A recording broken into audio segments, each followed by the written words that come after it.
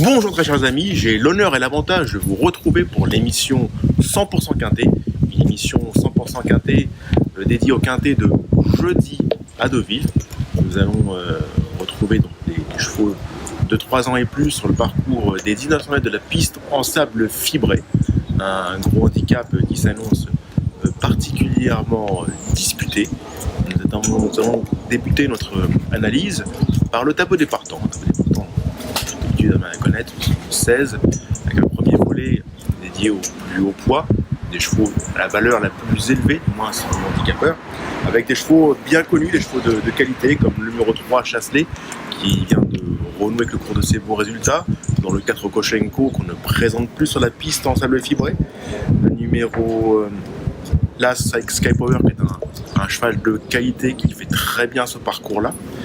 Dans le deuxième volet des partants, nous avons des chevaux réguliers dans l'effort, comme le 11 Dragonnet, qui est une très heureuse acquisition de Charlie Rossi, avec lequel il réalise de très belles choses. Nous avons le 12 Népalais, qui vient de décevoir, mais qui a des excuses à invoquer ce jour-là.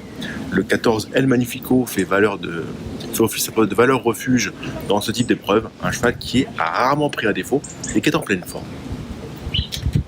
Nous avons donc balayé le nombre des partants, balayé un peu l'horizon. Nous allons désormais attaquer l'analyse détaillée de ce grand handicap, avec tout d'abord mes priorités, mes premiers choix.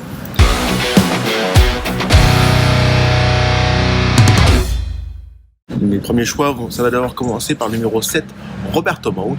Certes, un cheval qui ne reste pas sur une musique très mélodieuse ces derniers temps, mais un cheval qui avait des excuses à invoquer, un cheval qui fait très bien la piste en sable fibré. Dernièrement, la piste était trop pénible pour ses aptitudes. Il n'est pas à condamner hâtivement là-dessus. Précédemment, ce n'était pas si mal. Sa fin de course avait été remarquée à Saint-Cloud. Un Roberto Mount qui l'avantage d'une relative fraîcheur en cette fin d'année, comme un atout conséquent. Un cheval qui fait très bien la piste en sable fibré et qui peut, selon moi, damer le pion à ses rivaux du jour, de plus à belle cote. Le 7 Roberto Mount aura ma référence. Le 4 Koshenko est pour moi à surveiller de très près. Un cheval qui reste sur des sorties très correctes sur le gazon. C'est un cheval qui fait tout particulièrement bien la piste en sable fibré. Donc 4 Koshenko qui certes n'a pas beaucoup de marge en la valeur que la sienne, mais qui est à mes yeux un coup sûr ou presque parmi les 5 premiers. Nous avons ensuite 3 Chasselet, un Chasselet qui a mis du temps à retrouver la bonne carburation cette année, un cheval qui avait été écarté des pistes de nombreux mois et qui a légitimement et logiquement eu besoin de quelques parcours avant de retrouver la juste carburation. Cela semble à mes yeux chose faite, puisque sa puissance de sortie est très bonne. Depuis, le cheval va très bien, comme le souligne Sylvain DS, que j'ai pu joindre pour l'occasion. Il s'appelle Sylvain DS, qui entraîne la Maison Lafitte.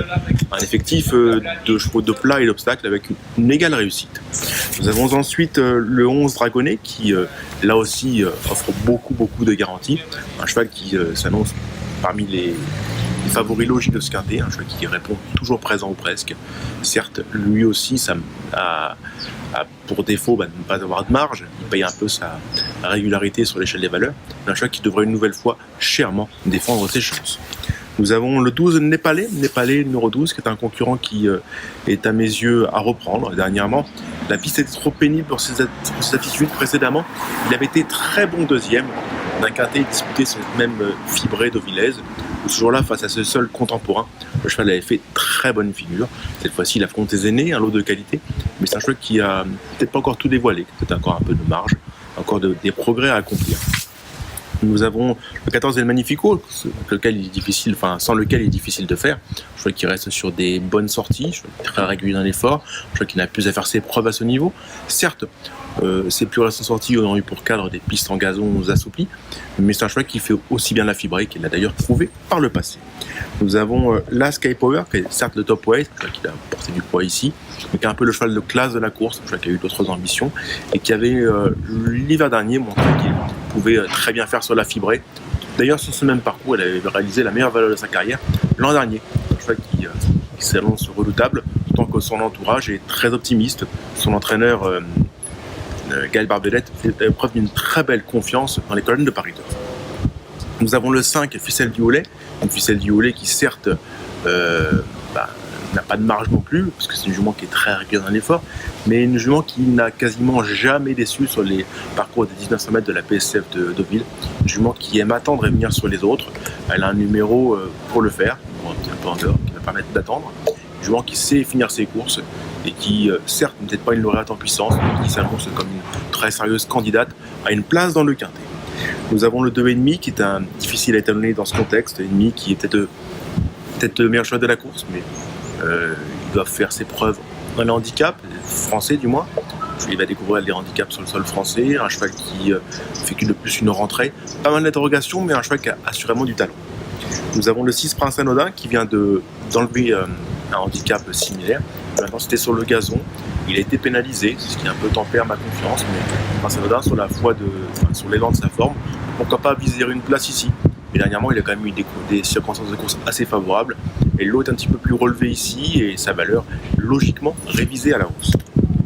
Nous avons le 10 Marquant qui dans un bon jour pourrait surprendre. La dernière fois c'était très bien, dernièrement c'était beaucoup plus discret. Un cheval qui souffle le chaud et le froid, mais qui intrinsèquement ne peut pas être écarté.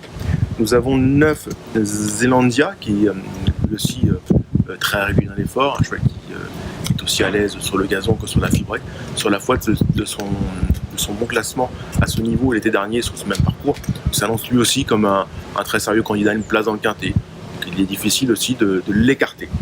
Le 8 Inkaman est pour moi un peu mieux sur le gazon, il n'a pas trop de marge de manœuvre. Voilà pourquoi il fait plus partie des seconds choix à mes yeux, mais cela reste encore à arbitrer. Le 13 Néovent est transfiguré depuis qu'elle a les œillères. Elle devrait une nouvelle fois chèrement défendre ses chances. Maintenant, face à une telle opposition, je trouve que sa marche est assez ténue. Nous avons ensuite le 15 Valbacette qui est un peu le même profil. Ces deux sorties d'un handicap ont été certes correctes, mais qui ont aussi démontré un défaut de marge de manœuvre dans ce contexte. Voilà pourquoi je vois plus en bout de combinaison qu'autre chose. Même remarque pour le numéro 16, Godwalk of Saints, qui dernièrement fait une rentrée, qui devrait accuser des progrès là-dessus, mais qui, en cette valeur, doit prouver sa compétitivité, d'autant que son entourage aurait probablement préféré le voir dans la deuxième épreuve de son handicap divisé. Nous avons donc évoqué tous les partants de ce grand handicap. Nous allons passer à notre ticket.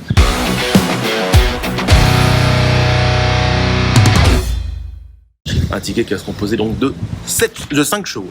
5 chevaux. Donc on va commencer par le 7 pour Roberto Mang, qui pour moi peut gagner. Je vois qu'il a de la fraîcheur, qui fait très bien la fibrée et qui peut enlever cette course à la jolie cote.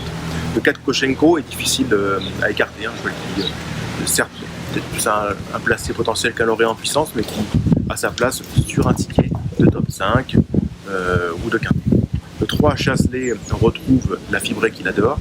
Il vient de renouer avec de bons résultats. Difficile d'aller contre. Même remarque concernant le numéro 11 Dragonnet, un Dragonnet qui est irréprochable ou presque. Enfin le 12 Népalais n'a pas aimé la piste lourde dernièrement, il retrouve la fibrée qui est en plein son jardin et lui aussi il mérite crédit. Donc 7, 4, 3, 11 et 12 pour un ticket de top 5 ou de quintet unitaire. Nous avons clos l'épisode du quintet, nous allons finir par la cerise sur le gâteau, du moins il faut l'espérer.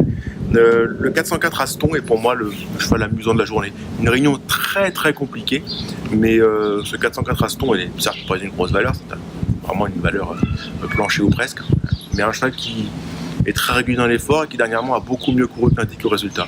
Il mériterait de renouer avec le succès et il trouve ce jeudi une occasion pour le faire.